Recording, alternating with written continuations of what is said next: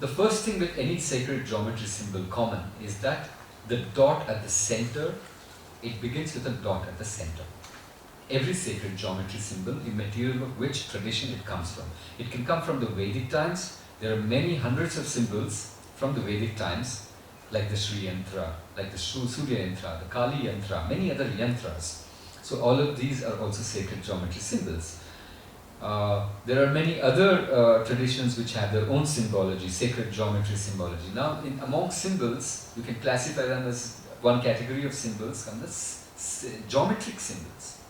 So geometric symbols which have sacred properties are sacred geometry symbols, right? So, so all sacred geometry symbols have two common factors. One is that it starts with a bindu. What you have on your forehead here is also a bindu. Yeah, bindu is nothing but the axis point.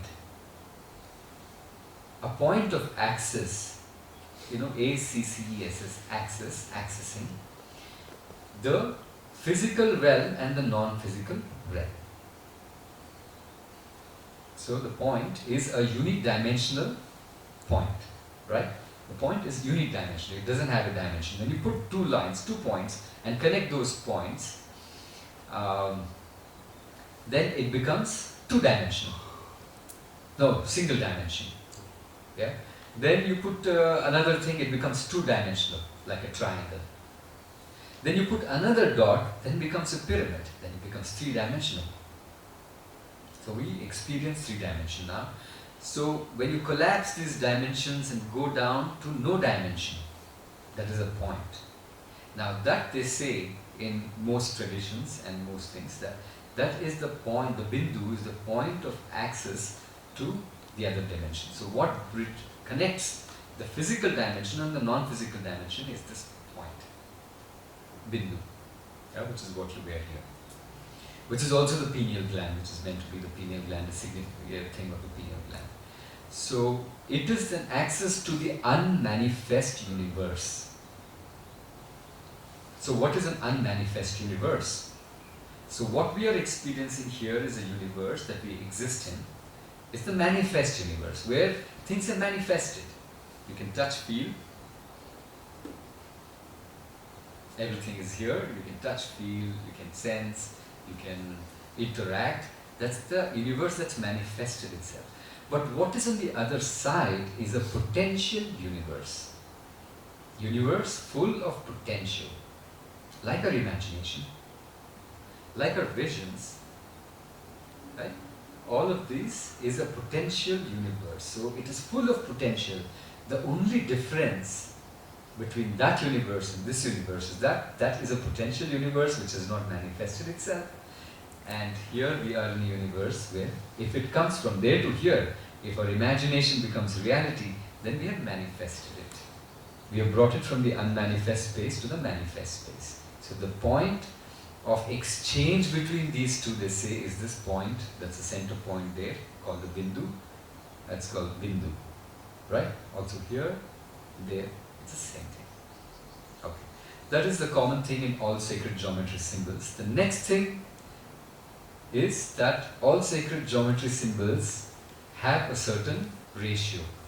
It's called the golden mean or the golden proportion. I'm sure you must have read, seen, heard about this idea of golden proportion.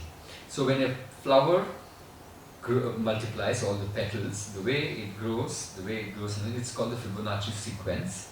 I'm sure you know this Fibonacci sequence. Yeah? Yeah. So that sequence is based on a ratio called the golden ratio. So golden ratio is meant to be that one ratio, the one value which defines all of creation. Like everything we can see in this known universe complies to the same principle, the golden mean or the golden ratio. For example, if I were to look, you were to look at me, I am a sacred geometry symbol in some way. How? No, you are also a sacred geometry. How? The proportions in which we are built from, let's say what is the relationship between this part and this part? Okay, what is the relationship between this part and this part?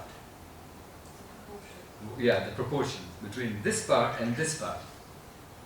okay, between my eyes and the face. So there's a certain ratio that is just seems to be ubiquitous, uniform all through the universe. What is the distance between relationship between the distance between Earth and Moon and Earth and Sun? Okay.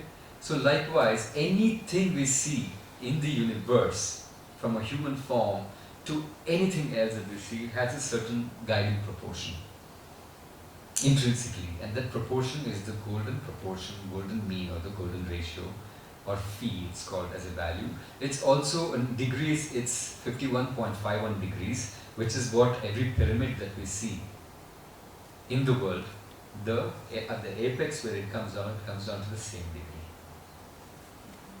So I don't know how our ancestors knew this angle, or I don't know how magically it turns out. Every spiritual structure ever built, yeah, if you just look at it from a church, to a mosque, to a synagogue, to a gurdwara, if you start to look at the analysis of it, they all have the same proportions, golden mean ratio.